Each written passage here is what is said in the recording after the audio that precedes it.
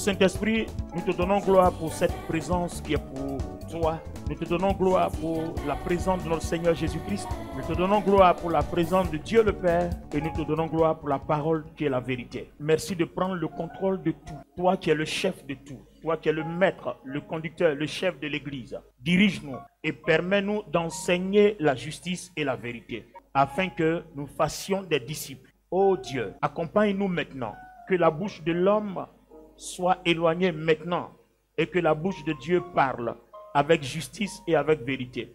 Au nom de Jésus-Christ, tout le monde dit très fort Amen. Le dimanche dernier, nous nous sommes laissés sur une note. La note, c'est aligner notre esprit, notre âme et notre corps, les unir pour faire une seule personne, une seule voix, de telle sorte que nous vivions, nous marchions par l'esprit. Romains 8 nous enseigne que si nous marchons par l'esprit, nous vivrons.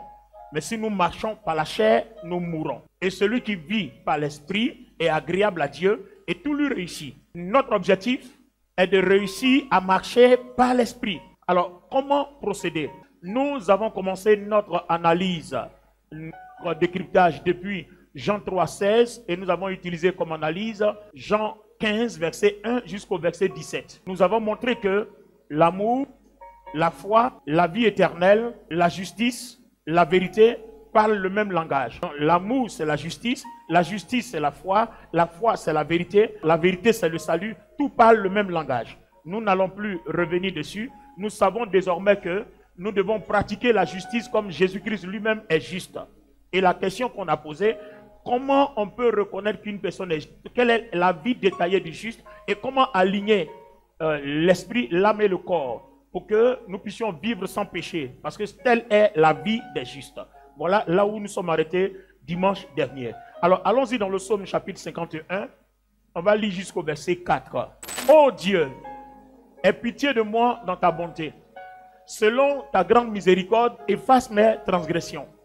Lave-moi complètement de mes iniquités et purifie-moi de mes péchés.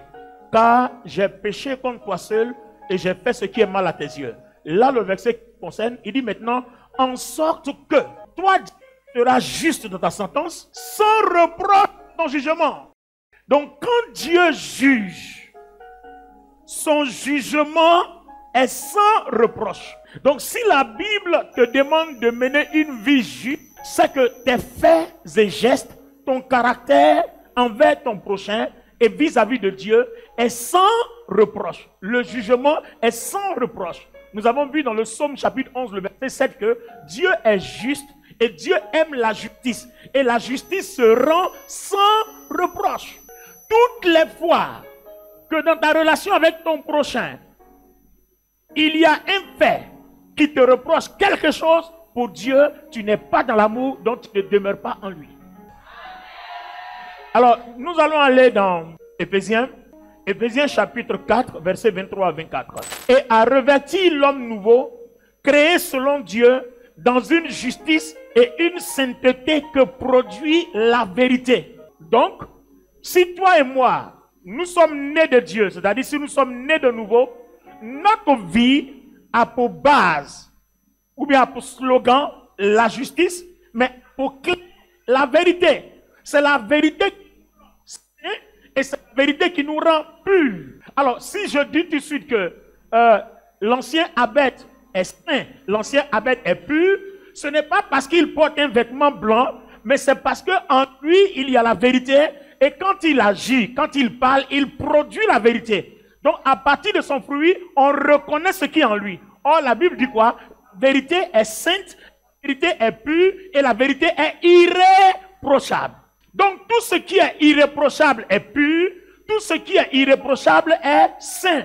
Donc, quand le Seigneur Jésus-Christ dit dans Jean 14, 30, le prince de ce monde arrive, mais il n'a rien à moi, à partir du moment où vous êtes irréprochable, peu importe son pouvoir et sa puissance, Satan et ses démons n'ont aucune porte. Je dis bien, n'ont aucune porte. Je pèse mes mots, ils n'ont aucune porte. Et ils n'ont aucun pouvoir, ils n'ont aucune puissance. C'est ça la justice. Agir de façon irréprochable. Alors, vous comprenez pourquoi le Seigneur dans les évangiles nous a dit, si quelqu'un ne renonce pas à lui-même, si quelqu'un ne porte pas sa croix, il ne peut pas aller au ciel. Parce qu'en fait, il savait de quoi il parlait. Il savait que le modèle de vie qui nous conduit au ciel, c'est celui de la justice, de par la vérité. Maintenant, si vous devez être irréprochable vis-à-vis des gens reprochables, c'est sûr que vous avez un prix à payer. Vous aurez des douleurs à payer, vous aurez des déceptions à payer, vous aurez beaucoup de choses à payer. Parce que quand j'ai compris quelque chose que mon frère ou ma soeur n'a pas comprise, qu'est-ce que se passera-t-il? Je comprends et toi tu comprends mal. Forcément, la dispute va s'installer. Mais qui donc va faire de telle sorte que cette dispute-là disparaisse? C'est celui qui porte sa croix et qui renonce à lui-même. Bon, tu vas avoir raison, tu as raison. Est-ce qu'on peut aller à zéro? Oui, allons-y. Donc vous voyez qu'en fait, tu n'es pas bête. Ah oui, enfin, si tu es prêt à ça, acclame le Seigneur parce que c'est ce qui t'attend, c'est ce que Dieu te demande. Amen. En réalité, tu n'es pas bête.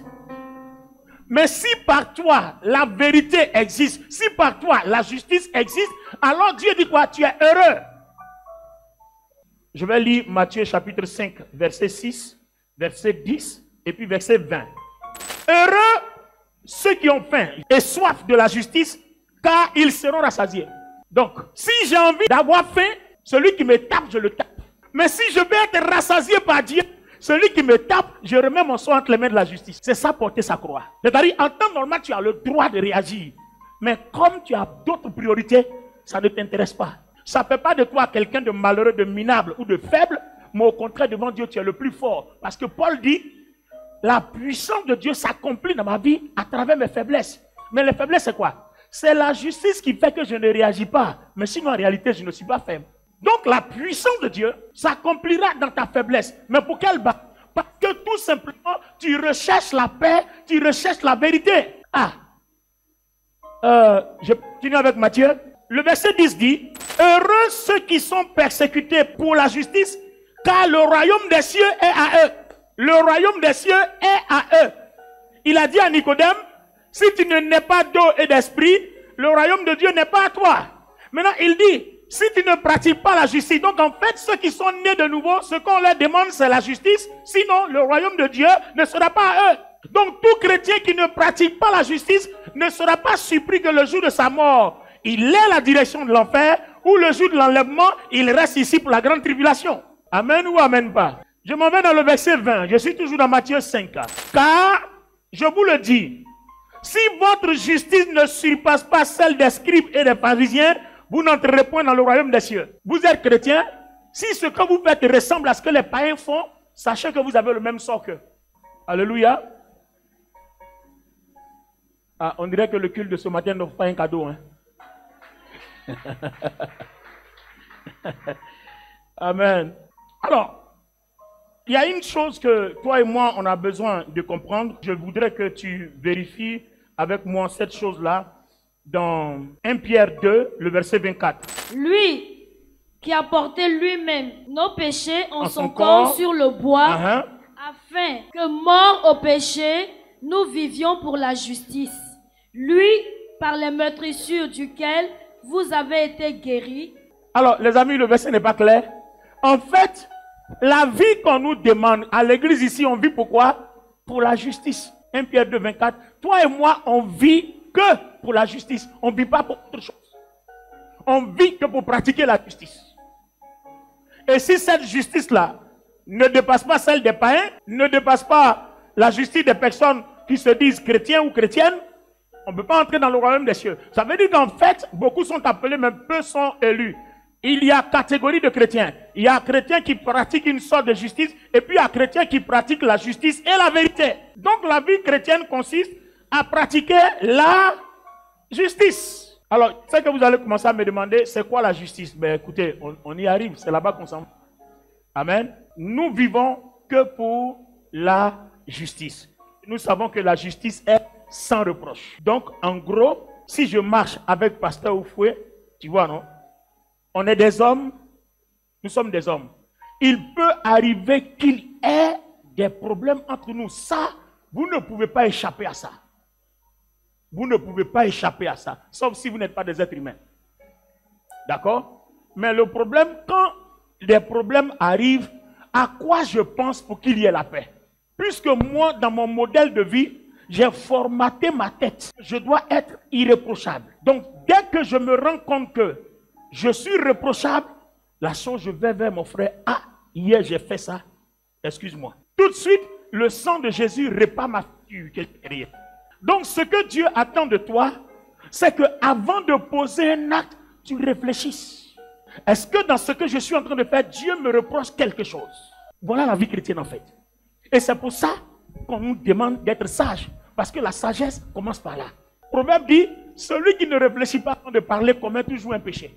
Donc avant de parler, il faut réfléchir. Qui es-tu? Qu'est-ce que ton Dieu attend de toi? Ton Dieu attend de toi que tu sois irréprochable.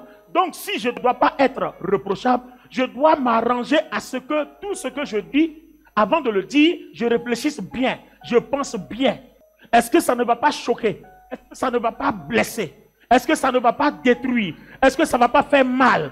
Et en fait, c'est ça. Si dans une église, tout le monde se comporte comme ça, les amis, il n'y aura pas la paix. Non, il n'y aura pas la paix. Il y aura la paix. Alors, c'est pour ça qu'on va prendre ce passage-là, préparer Éphésiens et Philippiens. Éphésiens, chapitre 5, verset 9, voilà. Car le fruit de la lumière consiste en toutes sortes de bonté, de justice et de vérité. Examinez ce qui est agréable au Seigneur. Et ne prenez point part aux œuvres infructueuses des ténèbres, mais plutôt condamnez-les. Donc, on a le fruit de la lumière. Qu'est-ce qu'on appelle la lumière? C'est l'amour.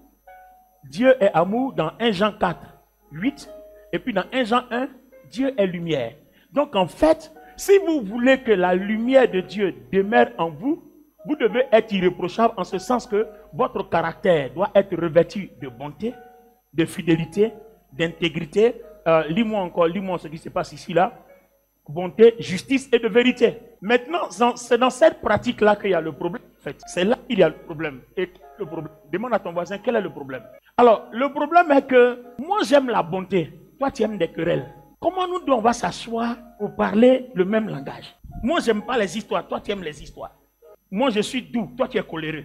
Donc imagine-toi que toi tu es doux, tu es en face de quelqu'un qui est coléreux. Vous faites comment pour vous entendre? Alors qu'à l'église, tout le monde fait la même chose. Chacun vient avec son bagage. Il y a celui qui est doux, coléreux, mais il y a celui qui est bien aussi, mais les problèmes font qu'il est désagréable. Tant qu'il n'a pas encore mangé, ne lui dis pas bonjour, parce qu'il va déverser sur toi tout son venin. Donc en fait, vous voyez que dans l'église, assis ici, chacun a son problème. Alors, donc avant d'agir, il faut réfléchir. Si tu as salué quelqu'un qu'on ne t'a pas répondu, il ne faut pas garder rancune. Il faut passer parce que tu ne sais pas dans quoi la personne que tu as saluée, qui ne t'a pas répondu là, est assise ou assise. Ça être bon envers les gens. Mais toi, tu gardes rancune sur tout, tu prends tout au premier degré. C'est ça le problème. Regardez ce que l'apôtre Paul dit à Timothée. Il dit, pour toi, homme de Dieu, fuis ces choses et recherche la justice, recherche la piété, recherche la foi, recherche l'amour, la patience et la douceur. Alors, vous comprenez que la puissance du Saint-Esprit n'opère que dans la vie des personnes qui incarnent toutes ces vertus. Alors, aujourd'hui, je vais répondre à une question majeure selon l'inspiration que le Saint-Esprit me donne. Vous allez à Matthieu, le chapitre 6. Le Seigneur dit, avant même que vous veniez prier, moi je sais de quoi vous avez besoin. Donc, si vous arrivez, ce n'est même pas la peine de multiplier de vaines paroles. Ça ne vaut pas la peine. Parce que je sais de quoi vous avez besoin. Donc, il ne faut pas venir me demander ce dont j'ai besoin. Donnez-moi 2 personnes rapidement. Regardez bien. Je vais vous expliquer pourquoi il est intéressant d'être juste et de vivre bien. C'est une des parties les plus importantes du message. Très bien. Dans Jean chapitre 15, le Seigneur Jésus-Christ dit, je suis le cep et vous, les sarments. Écoutez-moi parce que c'est la partie la plus importante qui va motiver vos vies à jamais. Quand le Seigneur Jésus dit dans Matthieu 28, 19, allez partout, faites de toutes les nations des disciples, enseignez-leur à observer ce qu'on vous a enseigné. En fait, ce qui fait que je suis fort aujourd'hui, c'est ce que je suis en train de te transmettre. Donc, ce que Dieu m'a enseigné, j'ai vu les résultats, je viens aussi te communiquer. Si tu fais ça, tu auras les mêmes résultats que moi. Si toi et moi on se met à genoux, on serait vite exaucé avant toi. Toi tu passes à Rome, d'arriver à Paris, tu traverses la mer, sans bateau.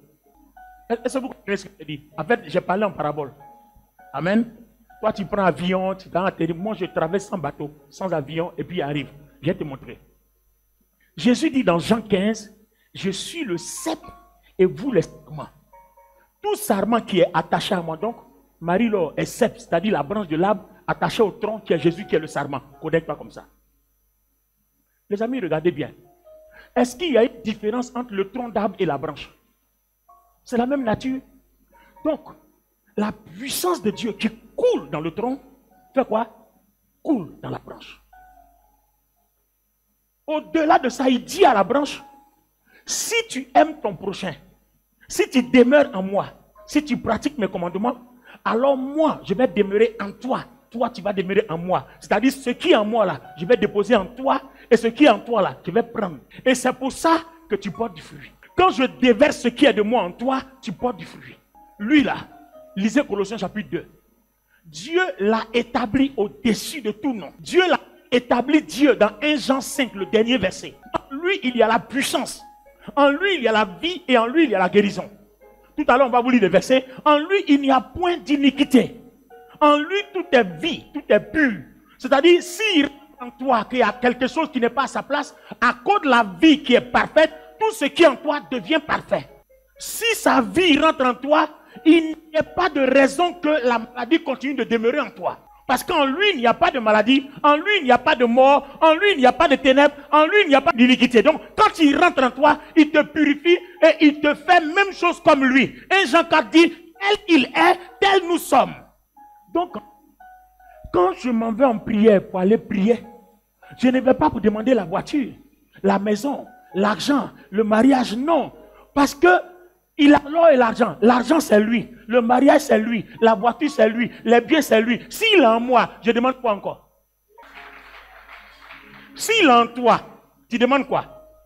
La seule chose que tu dois demander, c'est Seigneur, fasse de telle sorte que lui et moi ne soient jamais détachés pour que ce qu'il est là, que je recherche, demeure en moi. Parce que le problème, Marie, le détache-toi. Si Marie le détache, la branche est détachée du tronc. Les feuilles vont sécher, les fruits vont mourir. Parce que il n'y a plus la vie qui coule. Mais si Marie demeure attachée, qu'est-ce qu'elle va faire pour demeurer attachée? Donc la raison, la seule chose que Dieu nous demande, la raison pour laquelle il dit allez-y prier, jeûnez, lisez vos Bibles, en fait c'est demeurer attachés. Aussi longtemps que nous demeurons attachés, que nous pratiquons la justice, nous vivons dans la vérité, nous avons tout. Parce qu'en fait, ce sont des signes qui accompagnent ceux qui demeurent attachés. Donc quand je vais prier, je vais demander à Dieu de faire de telle sorte que je demeure attaché. Je me demande, ça fait combien de mois n'est pas encore à Dieu, donne-moi l'argent, donne-moi voiture, donne-moi maison, donne-moi... Non, ma prière c'est de rester attaché.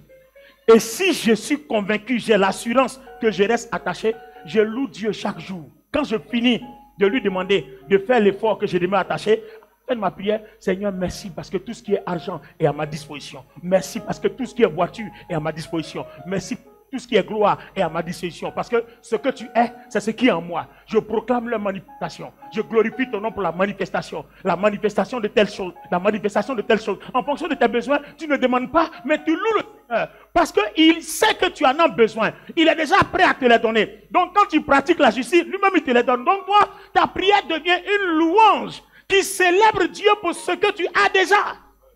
Maintenant, il se pourrait que tu fais ça déjà, mais tu ne vois rien. Il y a une explication. Marie-Laure, laisse la main. Il y a besoin d'une troisième personne. Il y a une explication. Il y a besoin d'une quatrième personne qui va se mettre devant ici. On va changer l'illustration. Une quatrième personne ici.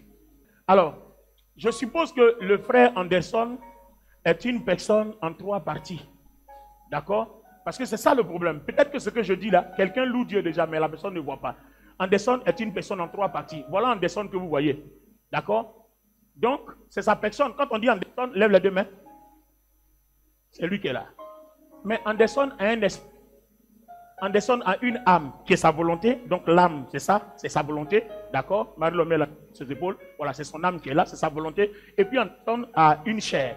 Donc il a l'esprit, il a l'âme, il a la chair. L'âme, c'est sa volonté. Regardez bien. on va comprendre pourquoi tu peux louer Dieu, prier Dieu, tu es conscient, tu pratiques la parole, mais tu ne vois pas le résultat. Le problème, c'est que quand Dieu t'a créé, l'âme n'a pas de corps. L'âme, c'est ta volonté. Mais l'âme a un corps spirituel et puis l'âme a un corps physique. Le corps physique, c'est pour la terre. C'est pour ça que quand tu mets, on t'enterre. Pour que le corps physique reste. Et puis Dieu prend, comme le Seigneur Jésus à la croix dit, je remets entre tes mains mon esprit. Voilà. Donc l'esprit s'en va. Mais regardez les amis. Quand Dieu, spirituellement, est attaché, ou bien Jésus est attaché à Anderson, d'accord? C'est à l'esprit d'Anderson que Jésus est attaché. Il n'est pas attaché à sa chair. Voilà la réalité. Quand il dit, je suis le cep et vous le sarment là, c'est son esprit qui est attaché à Jésus-Christ. Ce n'est pas ton corps. Mais entre-temps, dans ton corps, le diable s'exprime.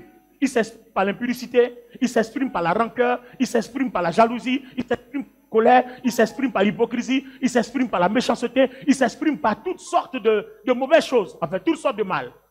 Ça, c'est la chair. Mais l'esprit s'exprime par la justice, la vérité, la paix, la bonté. Ça, c'est l'esprit.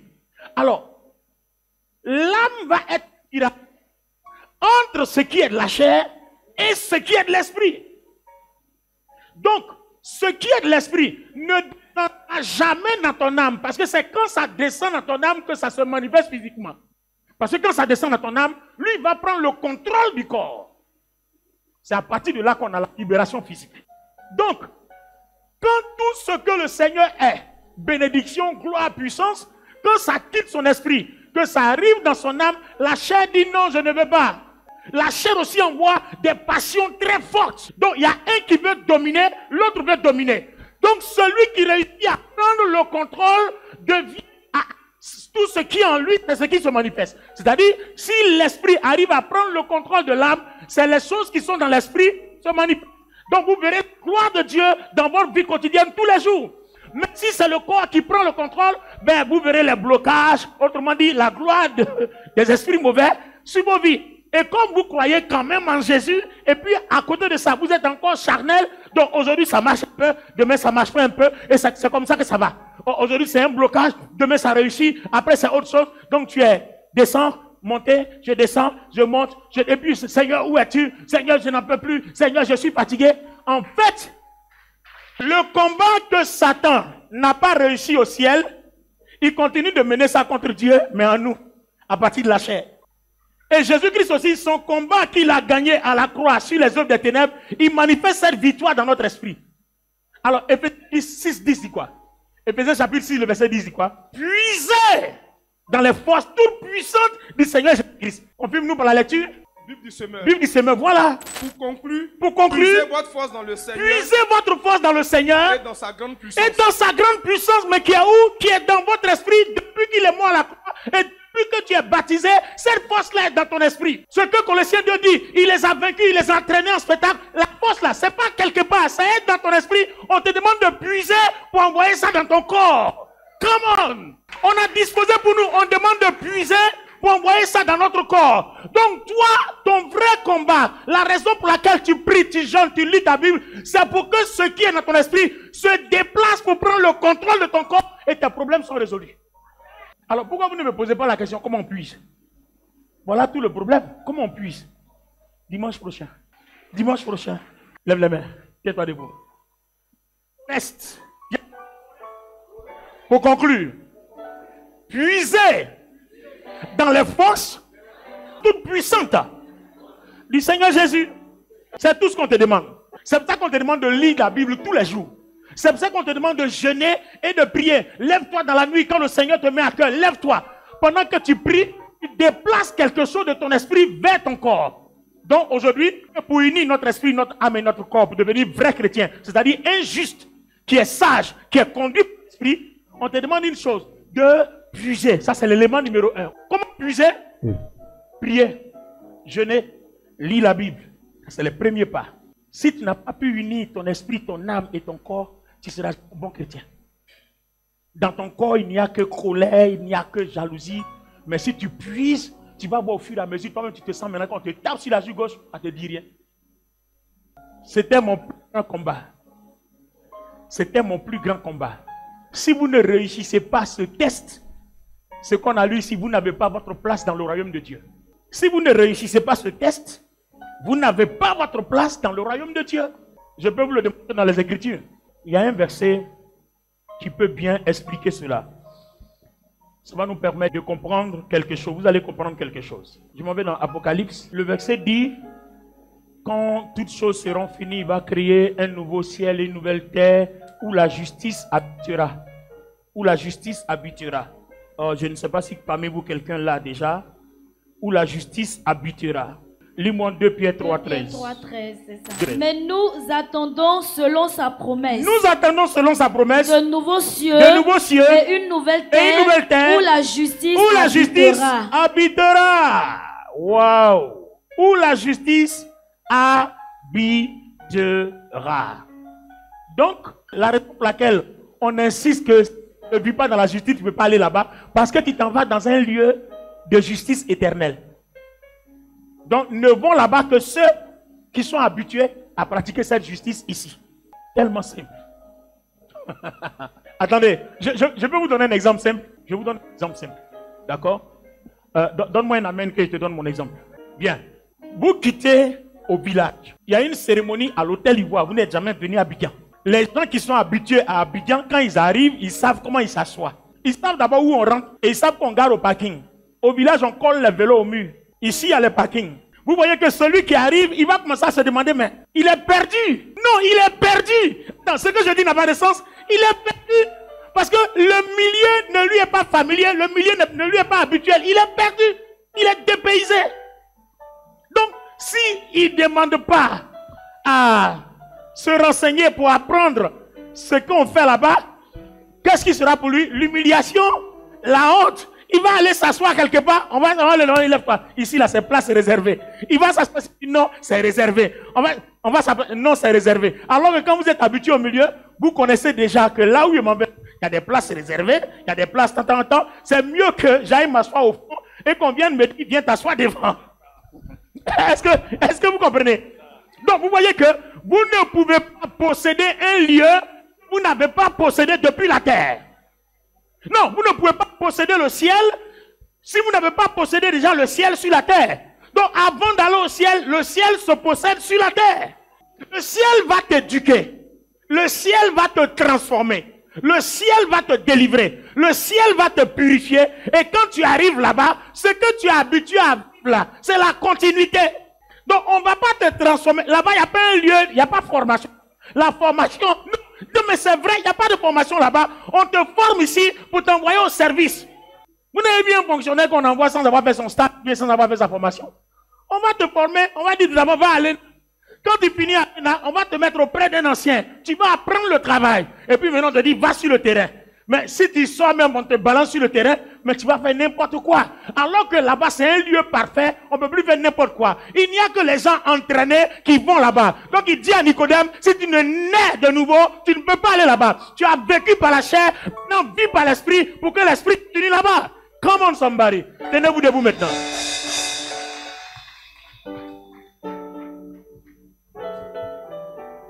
Ah. Mais est-ce que si nous sommes sur le chemin de la vie éternelle? Non, est-ce que dans cette église, on est sur le chemin de la vie éternelle? En tout cas, si tu n'es pas sauvé ici, là, je ne sais pas ce que Satan va te réserver. L'Antichrist va te réserver pendant la grande tribulation. Alléluia. Nous allons prier le Seigneur. Hier, dans la semaine, le Seigneur m'a montré que beaucoup d'entre nous ont eu la gloire de leur destinée volée. Vous savez, avant la fondation du monde, quand Dieu t'envoie sur terre, il y a une gloire que Dieu attache à ta vie. Et c'est à cause de cette gloire-là que tu réussis à être ce que Dieu a prévu que tu sois. Tout le temps de ta vie jusqu'à ta mort ou bien jusqu'à l'enlèvement. Bien sûr, si l'enlèvement arrive pendant ta génération. Quelqu'un me donne son amen? Et le diable met beaucoup de personnes, dans la souffrance. Et les sorciers, les occultistes, c'est leur travail. Une fois qu'on te vote ta gloire, la gloire de ta destinée, tu vis désormais sans direction. Tu tournes en rond. Tout ce que tu fais ne réussit pas. Tout ce que tu fais tourne en rond. Pour ça aussi que quand on vit dans la justice, on ne peut pas te voler ta destinée. Parce que quand tu vis dans la justice et la vérité, tu deviens saint et pur. Les ténèbres même ne peuvent pas s'approcher parce que la lumière les consume. Ça, c'est déjà une garantie. On dit, heureux ceux qui cherchent, qui ont soif de la justice. Vous voyez? Même quand tu s'occupes de la justice, tu es heureux. On va faire cette prière. Quiconque, et ça c'est une révélation, quiconque t'a volé la gloire de ta destinée, aujourd'hui là, il va ramener ça. Les amis, je prophétise rarement, hein, mais si je te dis que c'est une prophétie, ça en est une. Quiconque. Il y a des gens aussi, leur destinée est au ralenti. Tu es très intelligent. Les endroits où tu dois réussir, où les minables réussissent, pour toi là c'est dur. Aujourd'hui là, celui qui a volé la gloire de ta destinée, ramener ça. Pourquoi tu es joli depuis et puis tu es là? On t'a pris quelque chose. Quand cette gloire-là va commencer à plier sur toi là, le gamin il devenait façon, il va dire, tu es où là? Dis avec moi, Seigneur, ce matin, quiconque a volé la gloire de ma destinée, le Seigneur a dit que le moment est arrivé pour rendre ça. Je réclame la gloire de ma destinée que Dieu m'a donnée avant la fondation du monde. Dans la main, priez maintenant. Dieu dit il est l'heure. Vous savez, ce que vous devez vous rappeler, hein, l'ennemi peut travailler dans ta vie pendant plusieurs années, mais il y a un jour où ça prend fin. La Bible même dit, les ténèbres ne régneront pas à toujours. Il y a un jour où Dieu lui-même se lève pour te libérer. Il a même instauré même le jour. Quand tu ne peux pas te délivrer, après 50 ans, lui-même il te délivre. Tout ça s'appelle la grâce. Est-ce que quelqu'un comprend? Et le temps de te libérer là est arrivé. Parce que selon le calendrier biblique, nous sommes dans les temps de réveil. C'est-à-dire le temps où Dieu restaure ses enfants avant l'enlèvement. Donc c'est dans la période où on est. Donc que le diable veuille. Le diable ne veuille pas. Le temps arrive pour Dieu de restaurer ses enfants. Si vous avez remarqué, vous vous êtes rendu compte que tous nos messages ont changé. Hein? Tous les messages qu'on prêche, c'est pour laver nos robes, c'est pour nous préparer à un éventuel enlèvement bientôt. Tous les messages qu'on prêche, c'est pour garder nos lampes allumées et d'avoir de l'huile en réserve. Pour qu'on demeure connecté. Vous comprenez? C'est pour ça que je fais ça, pour ne pas que quelqu'un dise, Seigneur, je t'ai servi, la trompette a sonné, tu m'as laissé ici. Il te dira, tu étais dans l'église de mon serviteur Olivier Boni. Il dit non, donc si la trompette t'a laissé, c'est par ta propre faute. Parce qu'il t'a trop averti. Est-ce que quelqu'un comprend? Amen. Il te dira, tu as été trop averti pour que tu sois resté. C'est que toi-même, tu as négligé la chose. On va faire une deuxième prière. Est-ce que quelqu'un est prêt ce matin? Est-ce que tu es béni d'être dans cette église? Est-ce que tu es béni d'être dans cette communauté? Alléluia. On va faire une deuxième prière. Le Seigneur m'a montré une scène. Donnez-moi un mouchoir qu'on n'a pas utilisé. Regardez, on va faire cette prière-là. Vous voyez? Anderson, mets-toi devant. Tout le monde. Non, regarde-moi. Il y a un monsieur qui, lui, qu'est-ce qu'il fait? Sa réussite dépend de la collecte de la gloire, de la destinée des autres. Quand il a besoin, quand il a du blocage dans ses affaires, il collecte la gloire de la destinée des gens et pour lui, elle est débloquée. Donc, quand il arrive sur toi, il fréquente des gens et quand il arrive, il te salue. Comment tu vas? Oh, mais regarde comment tu transpires. Oh non. Et puis toi, tu penses que tu as trouvé quelqu'un qui est en train de te rendre service. Il est en train de prendre. Donc, lui, il a pris pour lui. Et quand il finit, mouchoir, ça là, il ne jette pas. Hein? Il met dans sa poche. Et quand il arrive dans sa loge là-bas, et puis à partir de là, il appelle ton esprit. Et puis maintenant, il puise. Est-ce que vous comprenez? C'est ce qu'on a lu dans Ephésiens 6:10 là. Il puise. Alors, si vous n'êtes pas une personne qui vivait dans la vérité, dans la justice, parce que quand tu vis dans la vérité, tu es saint, tu es pur, il ne peut même pas te toucher. Parce que ton corps, ton âme et ton esprit sont unis. Donc il n'a même pas de porte. Il est obligé de passer l'esprit, par l'esprit là. Le Saint-Esprit est là, selon Éphésiens 1:13. Il a uni notre esprit à celui de Christ. Et comme toi aussi tu as uni ton âme et ton corps à ton esprit, donc tout encerclé par le Saint-Esprit. Dimanche prochain c'est fort, hein? Comment puiser? Dis à ton frère comment puiser. Alléluia. Donc on va prier.